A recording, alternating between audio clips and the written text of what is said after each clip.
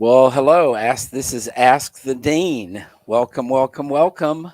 Hi, This everyone. is this is episode 67 of Ask the Dean.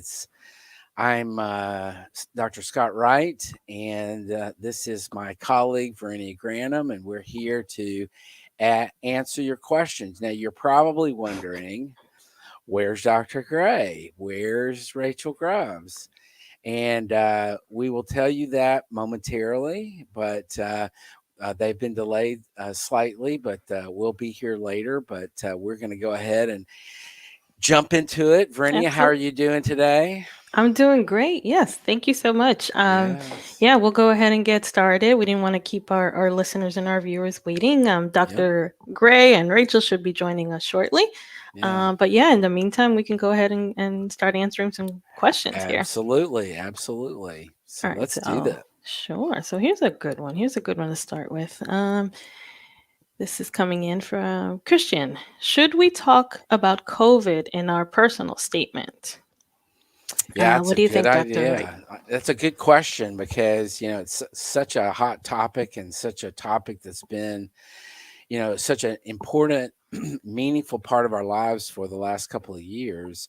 Now, the thing I want to make a suggestion about is that almost every secondary application that you deal with is going to have a question about COVID. Not all of them, but a lot of them are going to ask a question about how has COVID affected you, what has it meant to you, et cetera. And so I would say, knowing that that's going to come down the pike, knowing that that's going to be part of your application, I would say, unless COVID has been a super significant part of your journey into medicine, then maybe not address it in your personal statement, knowing that you're going to have to address it later in a secondary application or on the primary if you're applying in Texas, or I think ACOMAS has a COVID question.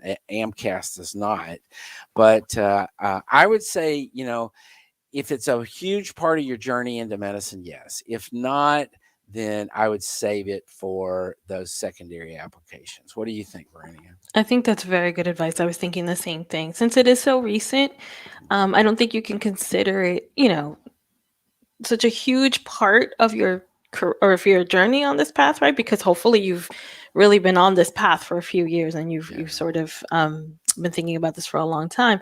Yeah. However, having said that, it has impacted many people in different ways. So, Yeah. as Dr. Wright was just saying, if it's something that you can reflect on in your personal statement that sort of impacted you in a great way, then absolutely it's fine to mention it, but it's also something you might want to address, or you might address in the secondary. Yeah, absolutely. Well, Dr. Gray, Hello, hello. we are Hello. so honored that you are here today. I was checking out before I joined. I'm like, these two got it. I don't even need to be there. No, we need you here. Sorry for my absence, but I'm No. here, ready to rock and roll. Awesome. Excellent. We were just talking about COVID and addressing that in your personal statement. So, Yeah. if you have anything to add on that, but our advice was to probably, unless it's a huge part of your journey into medicine, maybe not, and leave it to the secondaries and stuff. So, Yeah, exactly. It's interesting as we continue with this kind of COVID storm that we have, Mhm. 18 plus months into it. At this point, it's like COVID is going to be a big part of pre-meds journeys who are applying to medical school in the next 1, 2, 3 years, where yeah, they're going to be pre-med through COVID, and so COVID Yeah. stuff is going to be a big part of it. yeah, It's interesting. yeah, absolutely. I think you're absolutely right.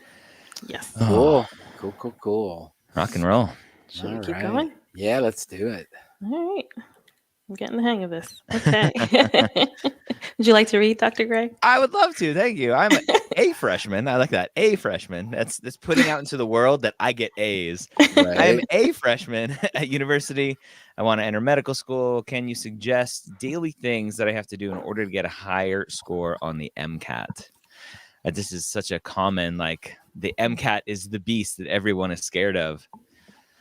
Vernie, what do you think about this? Well, first, you're a freshman, so you've got tons of time. A freshman. A freshman, yes. But you have some time. The important thing right now is, of course, to get your study skills and your, organizational skills down pat so that you do have a system in place and that you're, you know, not just sitting there passively learning all this information, but actively learning. You're taking notes, you're reviewing your notes, I'm old fashioned. I still believe in handwriting things, but whatever works for you. The important thing is consistency, right? Learning something in a lecture, going back, reviewing those notes, and make it a habit, make it a weekly habit, to kind of get yourself in that mindset and keep really good notes and save them because you're going to be referring to them throughout the next 2 or 3 years as you prep for your MCAT. Yeah. Yeah, I agree. This same thing, and I like to call it learning deeply. Learning not just to make an A in the course, learning not just to make an A on an exam, but learning very deeply. That's going to be a huge part of preparation for the MCAT. Is so that you're not starting from ground zero. Because if you cram for everything in your courses, then you're going to forget most of that. And so when you get to studying, then it'd be, not good. So I would say just keep that up.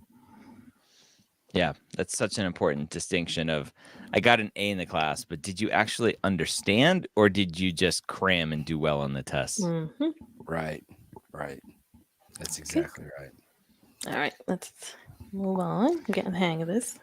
Hello, Rachel Grubbs. Ms. Hello. Woohoo! Hello, I'm here. And you are here. Yay! Next question here. I received an academic dishonesty my first year of undergrad. I am now in my third year. I was wondering how this would affect my chances of getting into medical school. So good question for you, Dr. Scott Wright, for applications that are flagged with institutional actions, whether it's academic dishonesty like this or suspension or probation for grades, a GPA, or even misdemeanors and stuff like that. What's the procedure that you typically see at medical schools? Or is there one? Because every medical school is going to be different. Yeah, every school is different, and every school is different. But I would say some schools, depending on how you talk about it, it's going to be a huge red flag. It's really going to be a problem. Other schools, it's going to be they're going to really want to delve more into. It depends a lot on what it is and how you talk about it. Yeah, that's the thing, right? We say all the time heals all wounds, usually. And so getting academic dishonesty as a first-year student is definitely much better than getting it as a fourth-year student when you're applying to medical school. So hopefully you have a nice track record of showing that you can get good grades and you either are not being dishonest anymore or you're just not getting caught. Hopefully it's the former, not the latter. Right. So, exactly. Yeah. In other words, Paulina, you still have a chance. Keep pushing forward. You'll be great. Yeah. I agree with that completely. Shall I continue? Sorry. Yeah, sure. Let's rock and roll. I lost my place. Bernie is driving. Sorry. I am driving. I just got my license though. I love it. Big Bad Bear says, I am planning to apply next cycle. I have a great clinical job and lots of volunteering and shadowing, but no specific research or leadership experiences. Will this hinder my application at some schools?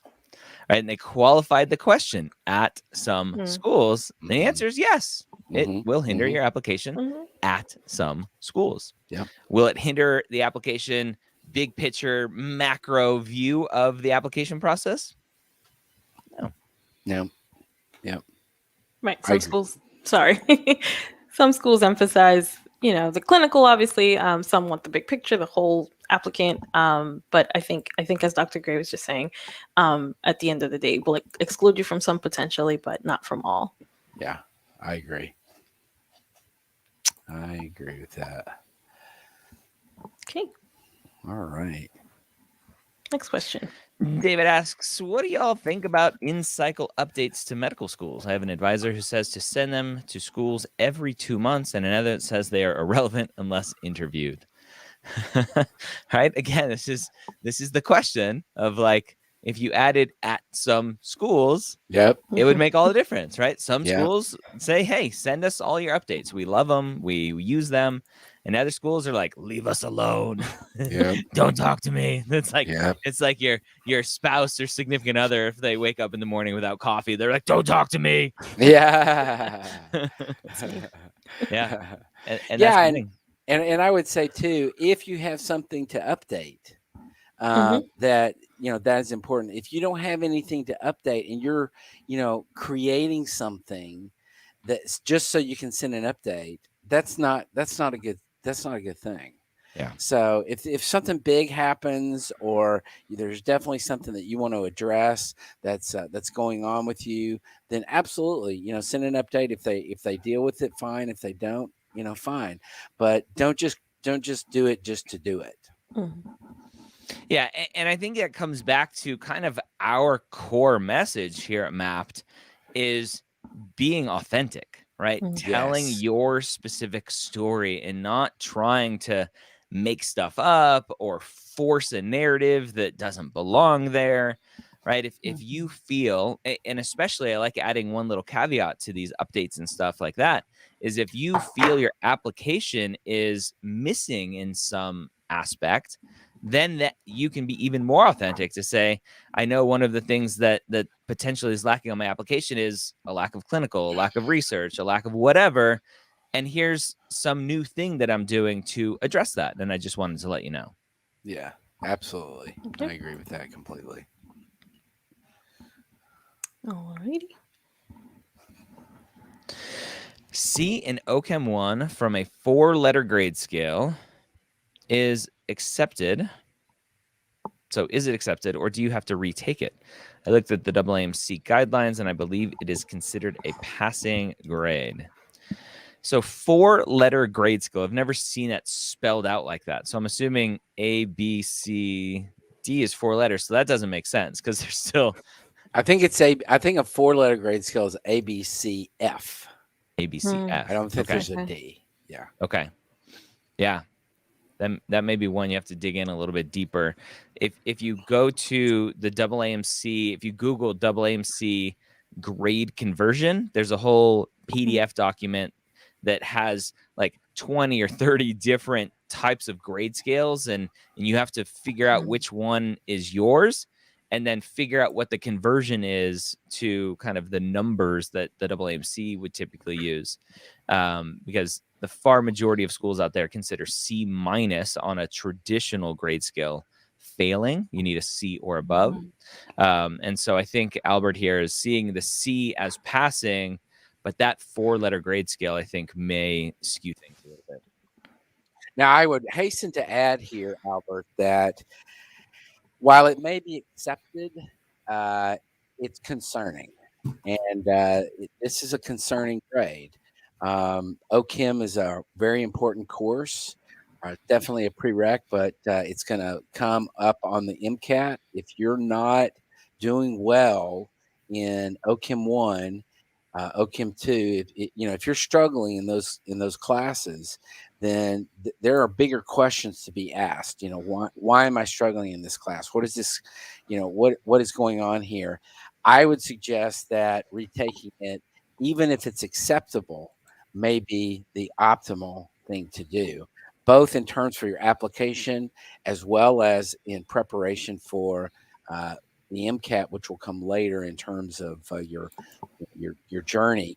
But so keep in mind, it's not just about is this acceptable or not. What you want to work toward is the optimal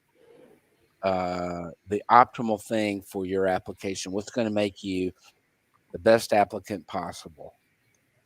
Can I actually pose a question to the expert here, a follow-up to that, because this is something that I used to. I mean, the other experts. This is something that would come up with students when I used to advise students. The potential for, you have a C in a course, an intro level course, should they retake it or maybe take a more advanced course and try to do better in that course? What's your take on that instead? Yeah, so this comes up all the time, and I think Scott and I are very aligned with the theory that there are lots of reasons for a student to get a C, right? You know the material and you bomb the final because you were up all night, your significant other had some sort of medical emergency, whatever, right? There's lots of reasons to get a C. And the question and reflection that you have to do is, did I get a C because I just stumbled on the final? Or did I get a C because I don't really know the material and I was lucky to get a C?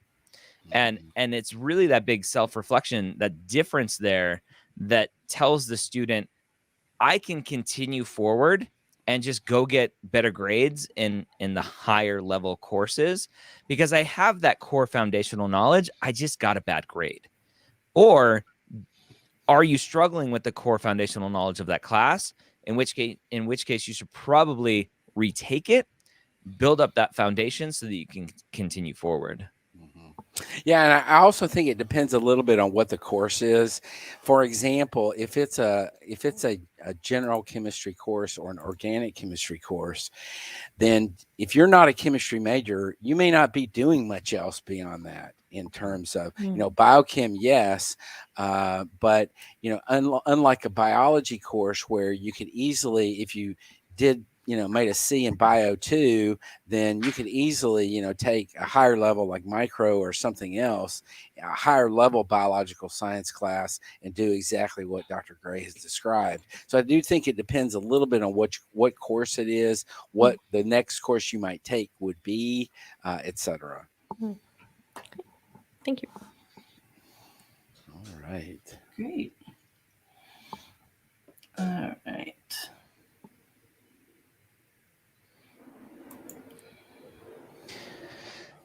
What literature do you guys recommend for pre-health students, not textbook wise? Interesting question, right? The books that we recommend or potential journals or magazines and stuff like that. Yeah. Rachel, do you have any key go-tos for that? It's funny. So this is an ugly link that will not work visually, but if you're live, you can go look in the YouTube chat and I pasted something there. So, we have a recommended reading list on the Mapped Amazon store. And just as a matter of interest, I think you're going to, enjoy reading books that are by doctors. We really like Brian, help me pronounce his name, Atul Gawande. Atul Gawande, Yep. Yeah. Okay. So he's got several books that I think you guys would really enjoy. And then if you're looking to read specifically to tackle your MCAT skills, for example, I always recommend any read that is like a long read for an article. And in fact, you could go to longreads.com. But so think like sprawling New Yorker or Atlantic article as opposed to a newspaper article, right? So one of those things that's like, even though it's meant to be a sit down and read it in one sitting, it's a 40-minute sitting, not a 2-minute sitting. And that's, of course, way more rigorous than any MCAT passage, right? But if you can train your brain to do that kind of stuff, I always think that's a really great way to, one, stay informed on current events from magazines like that or wherever it fits for you in your political spectrum. And just to kind of get used to dense reading that can be a little hard to follow if you're not super focused. Yeah. Good points. I'm working on a nice link that we can send people to, like map.com/reading. I was just thinking, why don't we have that forward? So good. Thank you for taking that. Doing it right now.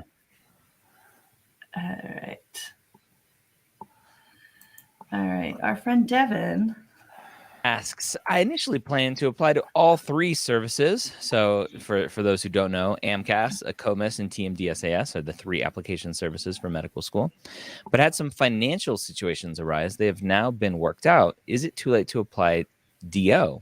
I've already submitted secondaries for MD and Texas. I would say no for DO. Hey, Ryan. You're a poet and didn't know it. I would say no, it's not too late. It's not too late for DO. I think DO schools, and we've talked about this numerous times on this broadcast, that the timeline for DO schools has shifted a little bit later, and they reserve some spots for later in the cycle into the spring and everything. So I would say go for it on the DO side of things. Yeah, go for it. Mhm. Yeah. Definitely. That's always the one exception to the cycle timing is DO typically runs later and Yeah. keeps spots open. Yeah. And they're friendlier historically to January MCAT scores. Yep. Penelope asks, is it okay if I complete the majority of my prereqs at a community college because I want to transfer to a 4-year institution with my associate's degree? So becoming more and more common, right? People going to the community college route because it's cheaper and more convenient. Yeah. A lot of times students can stay at home without moving off to campus somewhere. Scott, what do you think this is still an issue kind of big picture wise? Again, with the caveat that, of course, there's going to be some adcoms out there that just don't like it. Yeah, I think there's several points here that I'd like to make. One is that regardless of what you do, you have to do well. So, for example, in this example, what Penelope says is she wants to do 2 years, the majority of her prereqs at community college, and then transfer to the 4-year institution, which is totally fine. It's very acceptable to do that. You cannot, once transferred to the 4-year institution, you cannot let those grades drop. So if you're doing 3.7, 3.8 work at the community college, you got to keep that pretty close to that. If you drop down to a 3.4, 3.2 at university, then that's what's going to lead an admissions committee to say, okay, so this 3.6, 3.7, 3.8 is not real. It's because it was too easy. Now, having said that, a lot of admissions committees are really recognizing that this is a socioeconomic issue, and that a lot of students who are disadvantaged socioeconomically either have to or choose to go to community college first. And so if they want to reach students who are, in that sort of, socioeconomic sort of group, then they're going to have to be, they're going to have to really accept these kinds of students doing this. But I think the key here, as I said, the key here is you got to do well regardless of where you go. And so Penelope, my encouragement to you is this is totally acceptable, but you got to keep those grades up. You got to do well at community college. You got to do well after you transfer into the 4-year institution, where you're going to want to do upper level science courses and do well in those. So, assuming all that happens, I think you'd be fine. Absolutely.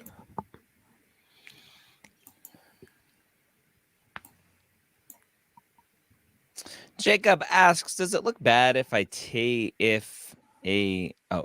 third year takes 3 to 4 second year courses, or if a fourth year takes 3 to 4 third year courses?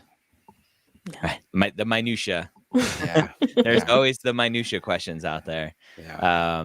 Scott, as a former director of admissions, did you have a directive that says make sure that fourth years are not taking third year classes? No, and they're not even going to know what a third. They're generally going to know. Okay, sophomores typically take OChem, but your journey is your journey, and you have to do it in a way that makes sense to you. And as long as it meets the degree program requirements at your institution, which is the bigger issue here, I think, in terms of course sequencing, Verenio could really address that better than I could. But as long as you're doing stuff in a logical way that reaches where you want to go in terms of preparation for the MCAT and taking the MCAT on a schedule and stuff, then I don't think admissions committees aren't going to look at that and go, whoa, what's up with this? So. No, and you have postbac students who are taking things, Exactly. post graduation. So there's no emphasis on that. Yeah. I agree. Big picture, people. Big picture. Yeah. Take the courses, do well in them. Yeah. Bottom line. Rachel asks, is this Rachel? It looks like it. Do med schools look down on pre-med creators on social media? Assuming, yes, this is Rachel. This is artsy med Rachel. Assuming they even look at their accounts. Right. So this is huge. Social media is obviously a huge part of our life now, right? It's just how we live our lives, and more pre-meds are going and creating personalities and brands and everything online. And Rachel is one of those students who has a phenomenal Instagram account. If you want to go follow her at the Artsy Med, and there's always concern about what's going to happen. And I did a podcast episode about this recently because there was a content creator, physician assistant. She had recently graduated, I think a year or two ago, and she posted some content that just was not okay. And she ended up getting fired from her position. And so from a pre-med standpoint, there's always this question of, are medical school admissions committees, do they have someone out there scouring the interwebs to go find, like, does this person have an Instagram account? Is it a public account? Is it a private account? Is it under a pseudonym? Are they using their real name? And what kind of stuff are they posting? And on top of that, we dealt with several months ago, or a year ago now at this point, the med bikini scandal, where there was an article that was published that basically said, kind of paraphrasing, there was a lot more to it, but like, women in bikinis, physicians, women in bikinis, it's unprofessional and you shouldn't do it. And so there was obviously a lot of backlash to that. So all that to say, Vernia, what do you think about that? Like, should students be concerned about what they're posting on the internet, on social media? I think so. I think it's something that, any admissions committee member can definitely look up, especially if you have a public profile. So I would say just be smart about what you're posting. I think it's not the platform. If you have a public sort of persona on social media, it's not the platform to use for your private things, right? So maybe have separate accounts, one that's very clearly your public one that's very clearly your private one, and just use your judgment. A Finsta, we call that a Finsta. Yes, a Finsta, absolutely. That's the one you share with your friends and whoever else. Yeah. But yeah, absolutely, use your judgment. Yeah. The old adage, if you wouldn't be proud of your grandmother seeing it, you probably shouldn't post it. Right. And that's whether you're applying to medical school or not. What goes on the internet lives forever. Absolutely. And so we see it day in and day out now with unfortunate behavior from mostly adults acting bad about one needing to wear a mask and getting fired from their jobs left and right. And it's kind of fun to see, but you need to be responsible for what you put out there in the world. Yep. So I don't know if I was projecting, but I feel like I read this a little differently. The way I read Rachel's question was, do med schools look down on pre-med creators? As in, am I going to be looked down upon for this being my hobby, right? That I'm spending a lot of time creating, which of course the answer is like, med school adcoms are made up of human beings and the answers vary, but I sure hope not. Yeah. There's going to be what I not lovingly call the crusty old white guys who are like, oh, you're on social media too much. You need to go out and play.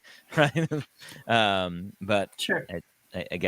I think as we continue down this path, it's the norm for people to have social media accounts and to build brands. And I personally think that it's good that you're getting this practice now, because as a physician, you want to build your brand. That is how you are going to build your patient base and how you're going to sustain a living in the future as a physician. Being a physician is not just you open your doors and patients come and flock to you. It's they need a reason to come see you. Why you over the person across the street? And it's maybe because 100%. you have a podcast, or they found you on Instagram or TikTok or wherever, and you're putting out valuable information. I think every physician, I think everyone in the world who has a business or is trying to do something in life needs to have a social media presence. Yeah. Especially now. Mm-hmm. Hence why we're here, saying hello to everyone. Maybe. You do you. Maybe we're not the right ones to ask because we really Right. like creating on social Right. media. We think it's great. Yeah.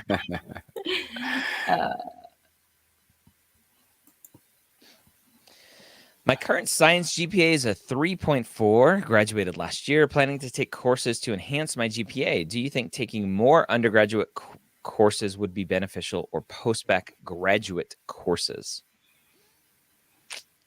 The lovely question where we don't know any trends, right? What are the trends? Mm-hmm. Scott, what do you think? Yeah, I mean, I go toward the undergraduate courses. I think taking upper level science courses, undergraduate, is the way to go. It's the safest, most conservative route. Graduate courses can sometimes be graded differently a little bit. It's a little bit more difficult for admissions committees to interpret what they mean or what you did in those courses. But undergraduate courses, very clearly, they know exactly how to deal with those. So I would always veer toward suggesting undergraduate courses in that scenario. Yeah. And I just wanted to kind of share this. When we say trends, right, this is actually a decent kind of example here with this question. This is MAP. This is the software platform that we launched last year. And this shows trends, right? This science GPA is only a 3.25, but they have a nice upward trend where these last 4 semesters, looking at everything, is really high, right? You have 385, 374, 393, 370 with a decent amount of credits. Maybe could use a little more credits there to show a better upward trend. But all that to say that this final number, whether you're looking at the science GPA number of 325 or the cumulative GPA of 3.3, that single number doesn't tell anyone anything, because it's the story behind that number, the trend line behind that number, that tells us a lot of things. And medical schools don't just see this final number. They see all of the data points in between, and they can see these trends and graph those trends and everything else along the way. So this is mapped. A lot of students love the graphs, but there's so much more to what mapped is. But I'll leave it at that.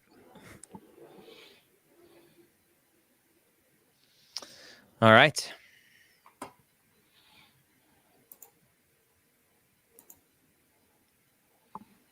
How are interviews weighed? Is it possible to have a phenomenal interview and still get rejected for deficits elsewhere in an application?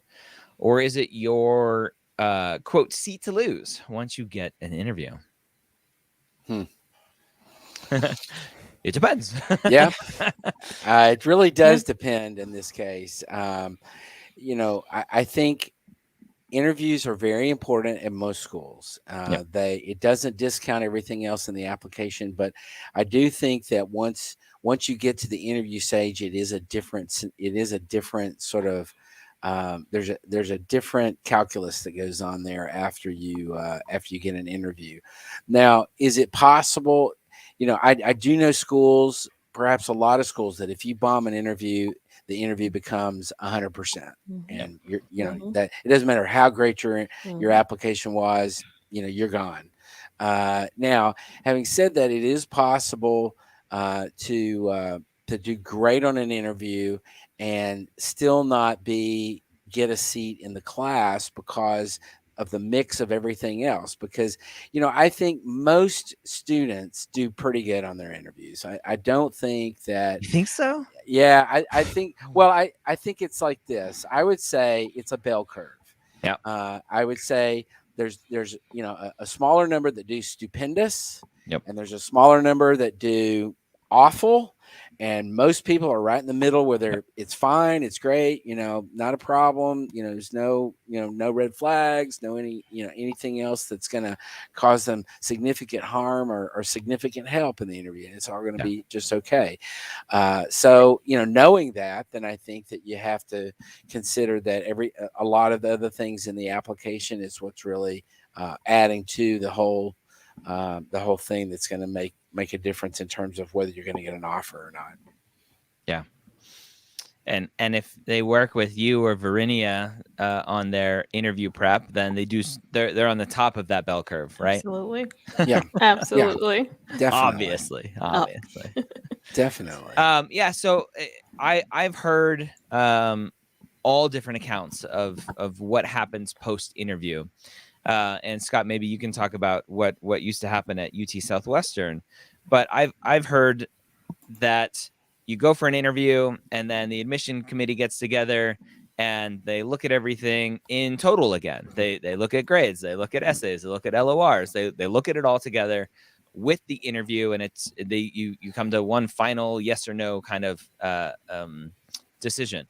And other schools will completely ignore everything pre-interview. They weigh letters of rec and GPA and MCAT score and essays and all of that pre-interview and say, we like this person enough to interview them. And then post-interview, all of that stuff is ignored. So there's potentially a little bit less bias among the admissions committee of one person who's like, oh, the GPA is what matters the most in my mind. All of that's gone, and it's only interview performance that determines final acceptance decision. How did you guys do it at Southwestern? We were the former. We would look at everything because in our system, and I think in a lot of other systems, the entire admissions committee is not looking at everything on whether or not you're going to get an interview. It's certain readers, it's certain admissions officers that are doing that part of it that determine who's going to get an interview. It's not until after the interview stage that the entire admissions committee really looks at the whole picture. So that's what we would do. We would look at everything. One of the committee members would be the primary on that application, present that application to the rest of the committee, and make a decision about. Then the committee would decide what do we want to do with this student. It would move forward, or it would be put on hold or rejected. So it would just depend. But everything was in the mix during the whole process at Southwestern.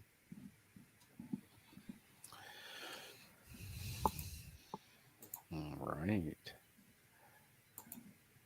Cool. Marianne, does working in a group home count as clinical experience?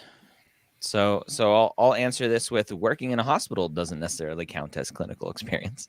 All right. What are you doing in that group home, Marianne? Mm-hmm. Mm-hmm. Yep.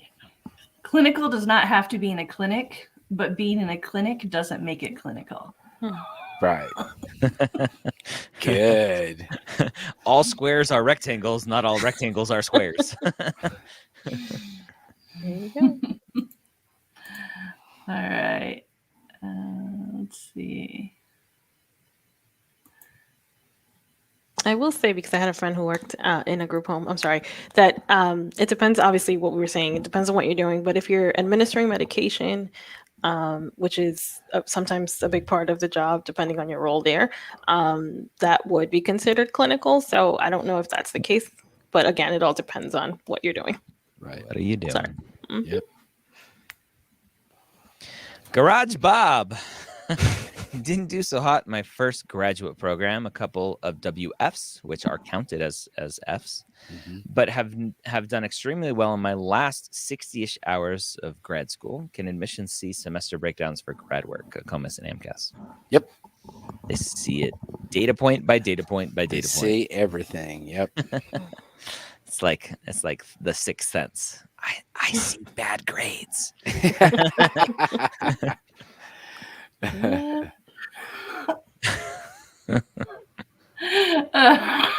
made me lose my place. You're welcome. I'm here all day. Should I learn Espanol to get in? Yes. Sí. Sí. No.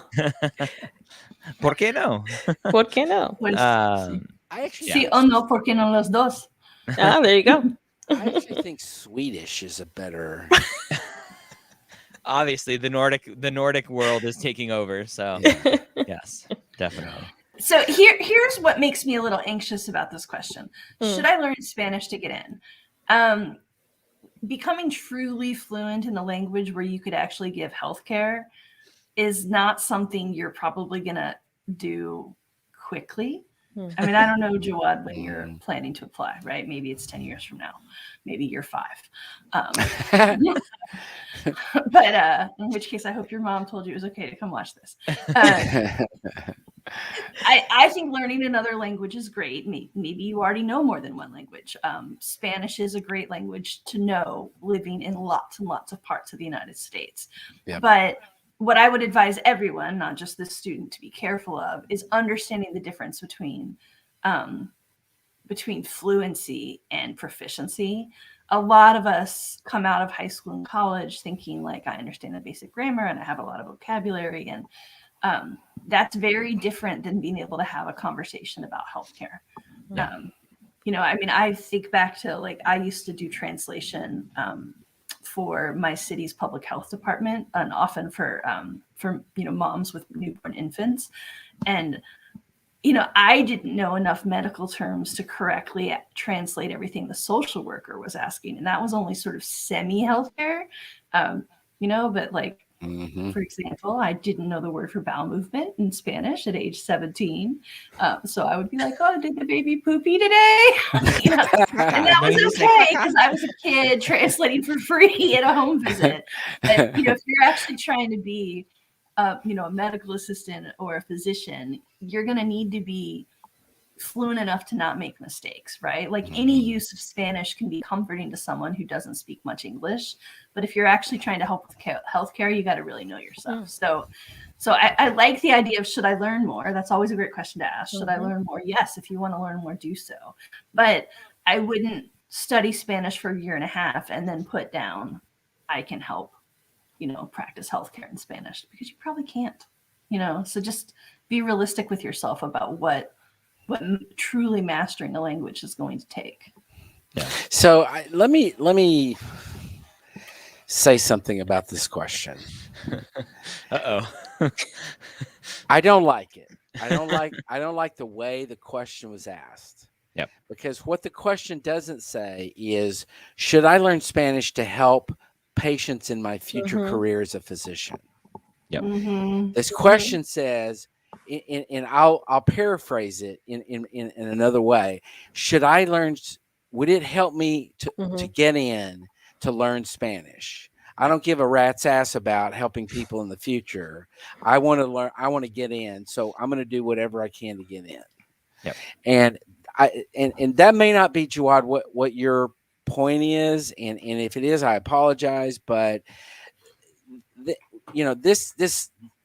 way that the question is phrased smacks of checking boxes, and I'm going to do whatever I can to get in. And if I can check the Spanish box, I'll do it. I'll check the Spanish box. I'll check this box, check that box, and just so I can get in. And that's not a reason to learn Spanish. Yeah. Yep. Wow, did I pour cold water on everything? No, you said what needed to be said. JDology. Current plans are to graduate December 2021 and hopefully matriculate fall of 2024.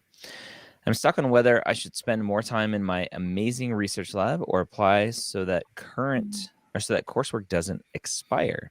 Advice. So this goes to the myth about coursework expiring, which is just that. It's a myth. Yep. Stay in your amazing research lab. You obviously enjoy it. Authenticity. Yes. Yep. Agreed. Totally Easy agree with that. peasy. Make sure you're getting some clinical in there too. Yeah.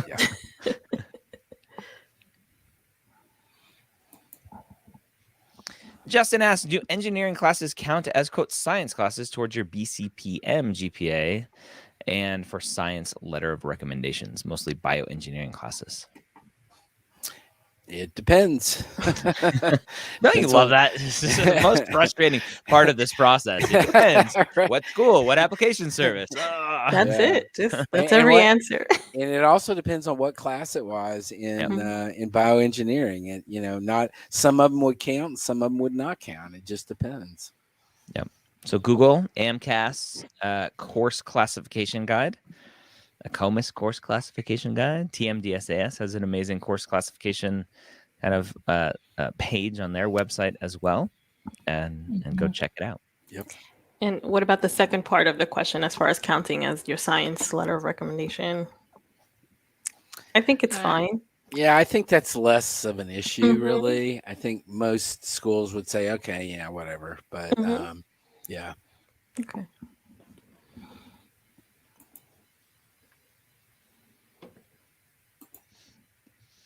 Hello. Can working in a call center count as clinical experience? I speak to roughly 60 plus patients a day, scheduling appointments, requesting prescription refills, etc., but never in physical contact. I'd say no. Yeah. So it's not the location itself, because we've stretched, at least here, we've kind of stretched the definition of clinical to say, look, during the pandemic, there hasn't been many opportunities for volunteering, and a lot of people have worked for kind of text hotlines, different sort of hotlines for different crises. And we said, yeah, you're talking to the patient, right? You're talking with them through this situation. That's clinical experience, right? It just happens to be over the phone. And people are like, but it's over the phone. I'm like, so the televisit that you just had with your physician is not medicine. It's not clinical because it's not in person. And so people are like, oh yeah, right. The pandemic has accelerated a lot of our understanding and acceptance of virtual interactions, including virtual clinical experience. But this is admin work, right? You're scheduling appointments, looking at prescription refills. That's would be what we consider admin work, and not clinical experience. Mm-hmm.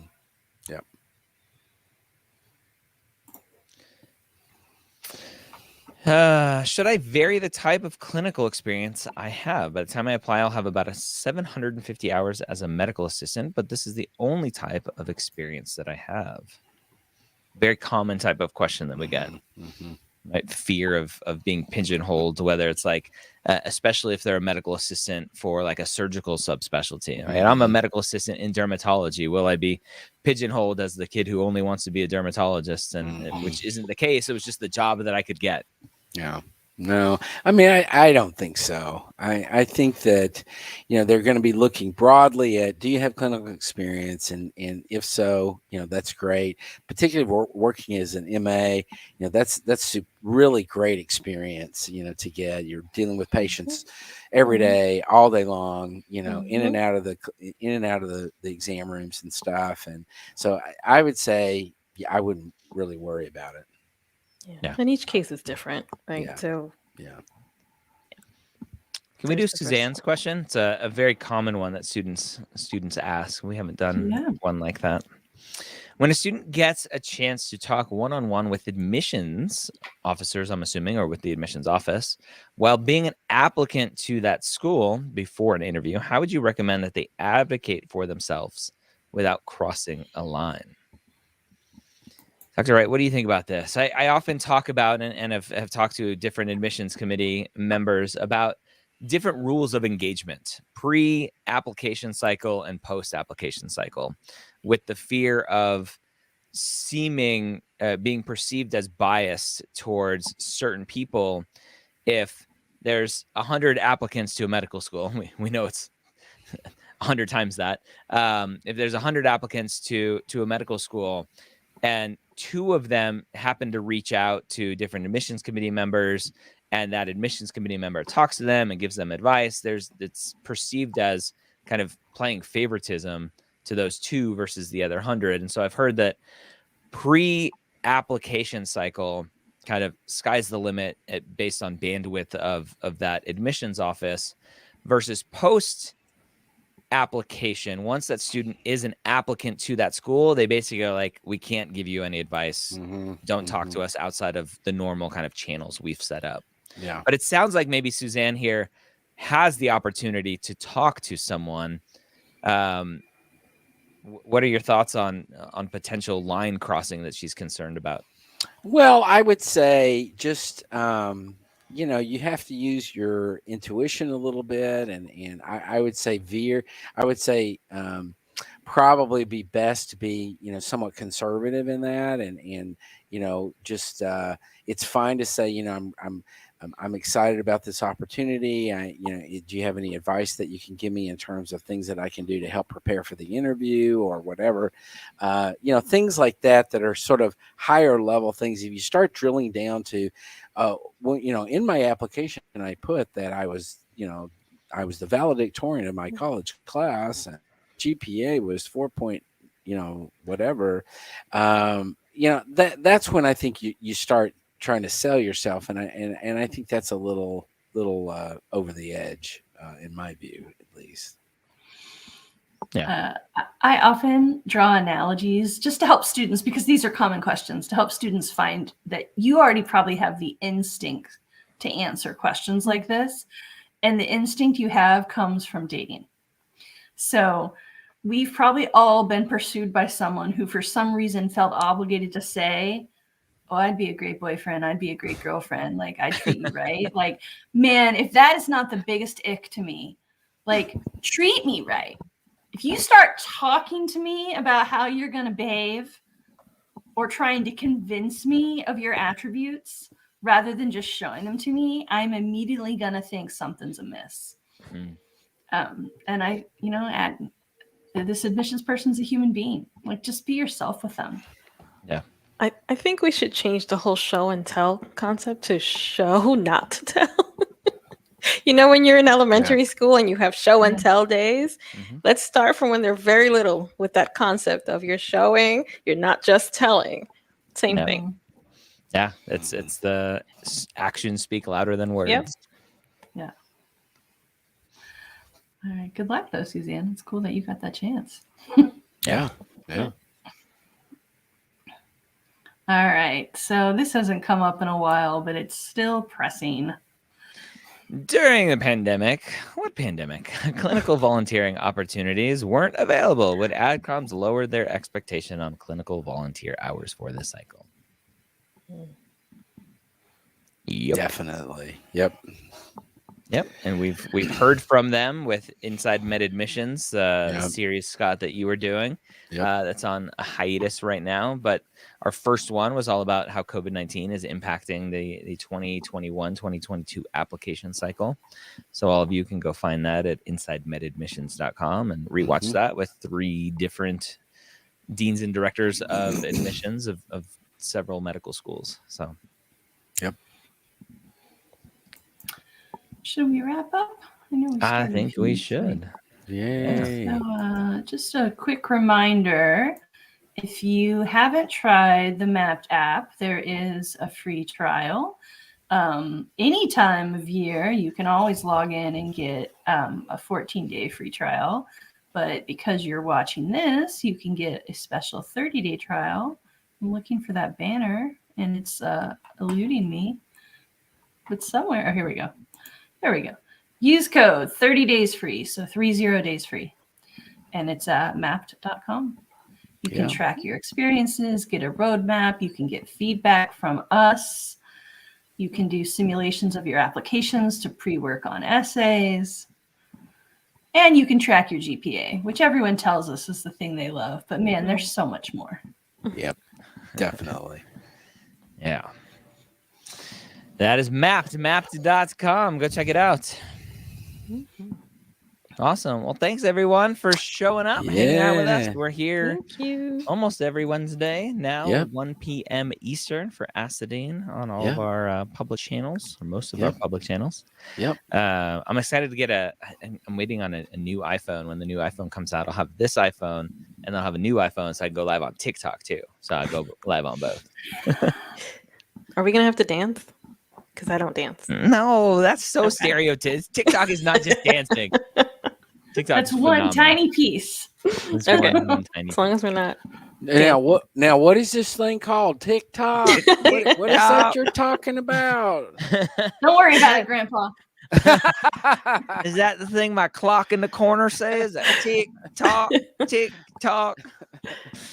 All right, everyone, have a wonderful day. We'll see you soon. Bye. Bye, everybody. Bye. And let me